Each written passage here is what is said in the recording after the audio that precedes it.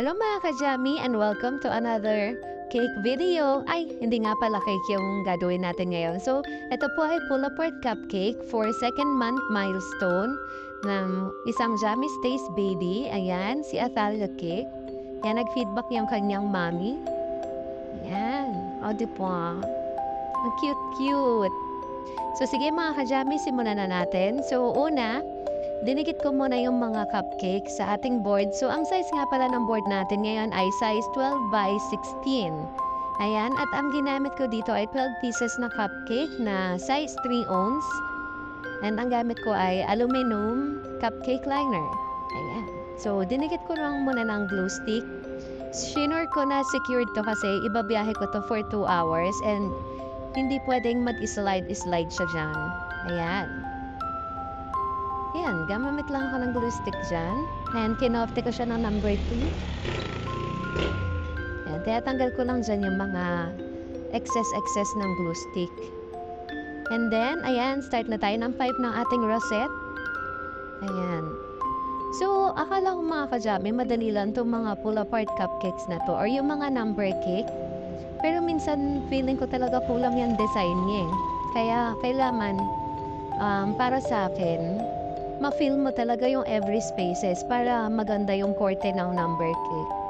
So, yan. Kulay violet kasi violet ang damit ng ating baby na may butterfly. And then, ayun, para nga pala sa rosette, ang gamit ko doon ay 1M tip. Ayan, hindi ko alam kung anong tip yan kasi wala naman siyang code. Basta yan. Medyo nahihilig ako sa ganyang ngayon, sa ganyang piping style. Sa piping design, yan. Basta yun na yan.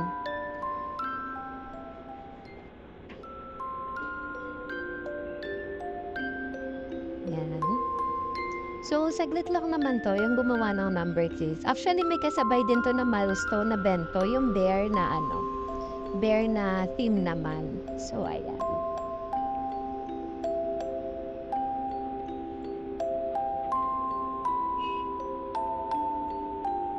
So, nakakatuwa kasi ang bilis ng panahon. Parang kailan ko lang ginawa yung number 1 cake nito ni Athalia. Ngayon, second month na niya.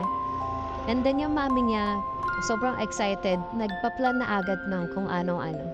Kung ano naman yung third month na team niya. So, ayan. So, pasensya na kayo mga ka-Jammy sa ingay. Yung mga dumadaan na sasakyan.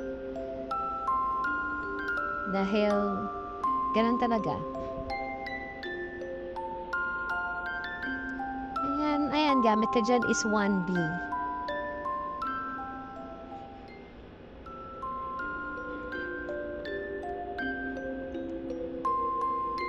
And then, ang gamit ko naman dito ay 1M. Yung piping bag na no color violet kanina, yung ginamit ko para sa rosette, nilagyan ko lang siya ng color pink para yung violet and pink medyo maghalo. May design yung natin. May design yung flower.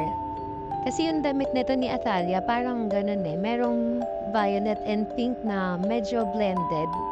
So, napagplanuhan ko or napag-isipan ko na ganun ang gawin. So, ayan. Ayan, tapos na. Then, lagay na tayo na ng mga pearl drudges. So, edible drudges po ito. By the way, ang flavor nga pala ng ating cupcake ay mocha.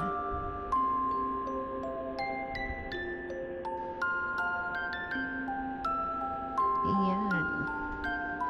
And then, after kong designan to, pinala ko muna, chinil ko muna siya, and then bago ko i-deliver, saka ko nilagay yung mga butterflies.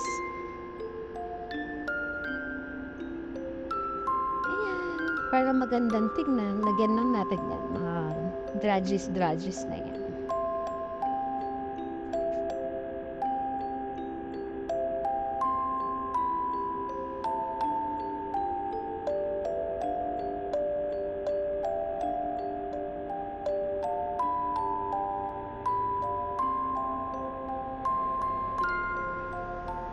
Then, naglagay lang din ako dyan ng mga gold flakes. Ayan, non-toxic yan. Ayan, good yan pwede yan para sa mga food natin.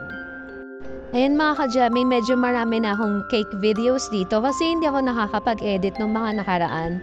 Kaya naipon na yung mga 4 vlogs ko. So, abangan niya lang yan.